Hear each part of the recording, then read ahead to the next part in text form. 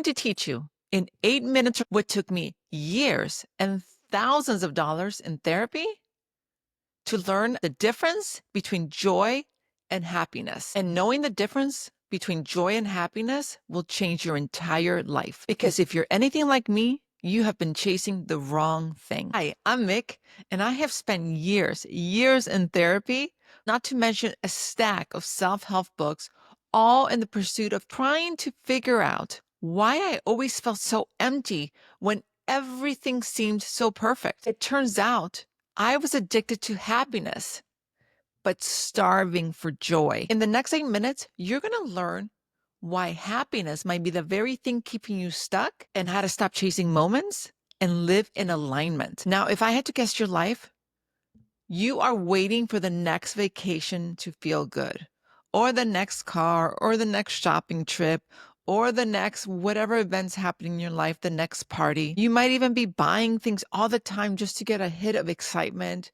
And you're probably living paycheck to paycheck. And I don't mean financially, I mean emotionally, meaning like you're always waiting for the next thing, the next hit to feel good. And I know so much about this because I was the queen of happiness hunting. The new outfit, the new project, the new plan, the new party, the new whatever. I was always chasing the next high.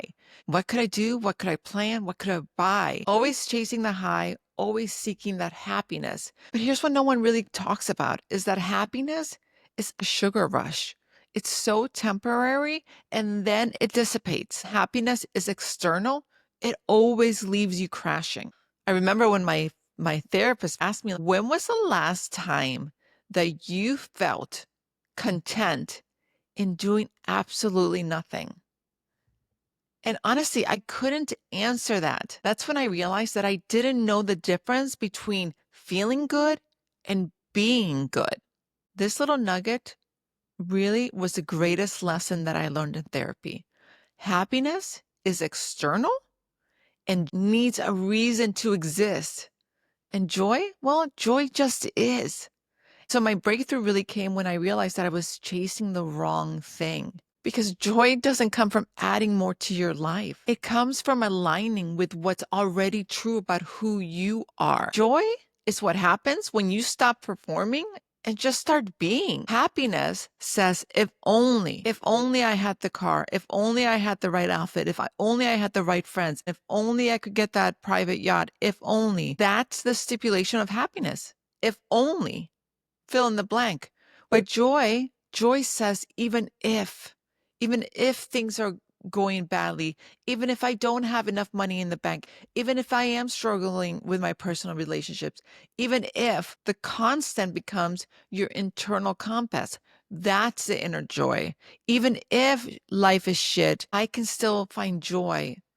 I can still be joyous internally. Happiness depends so much on circumstances, on transactions, while joy just transcends within. So how do you tap into that joy? Well, the first thing you need to do is you need to stop chasing moments, because joy is not a moment that you capture. It's a way that you exist. So stop looking for it in purchases, in achievement, in promotions, in other people's approval. That's not where joy comes from. Joy comes from within. To understand what joy feels like, you have to pay attention to what makes you feel alive, not excited. Again, temporary, but alive, truly. When you lose track of time because you're so immersed in doing something that you love, that you're passionate about. Pay attention to what feels effortless. That is your joy compass. And to tap into your most joyous self, choose alignment over achievement. Always ask yourself, does this decision move me closer towards who I really am? Or am I doing this because this is who I think I should be? Or worse, you're doing things for other people, what they think you should be. And of course, always practice joy, gratitude. Now, this is not the same as being grateful for what you have. This is really about being grateful for who you're becoming. See, joy really grows, really takes off when you start to appreciate your own evolution. So bottom line, remember this, happiness will come and go. That's its job. That's what it's meant to do. But joy? Joy is your birthright. It's not dependent on your circumstances, your bank account, your relationships. That was my turning point. When I realized I checked all the boxes from the exterior, I looked like I had it all. And you may be feeling this way too, but yet something is still missing inside of you. You're still feeling a little beige, a little blah. Like, what else is happening here? Why isn't this enough? I have all the things. You may be making the same mistake I did, which was chasing the wrong thing.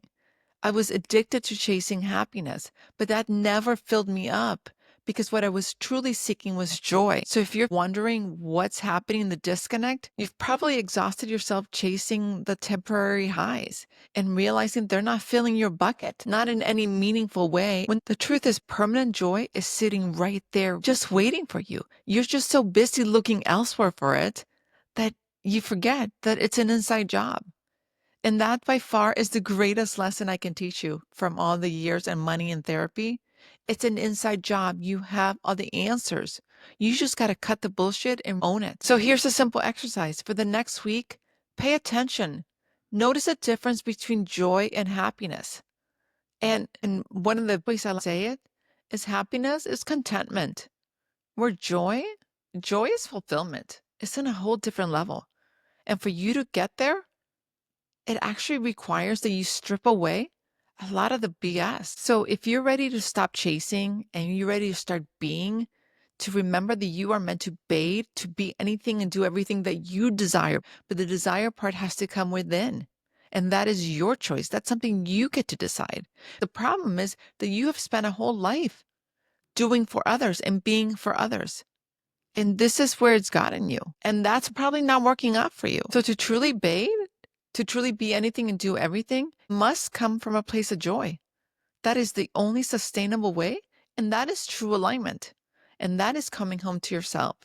And that's what BADE is all about. It's not about performance, because remember, your joy does not need permission. It just needs practice.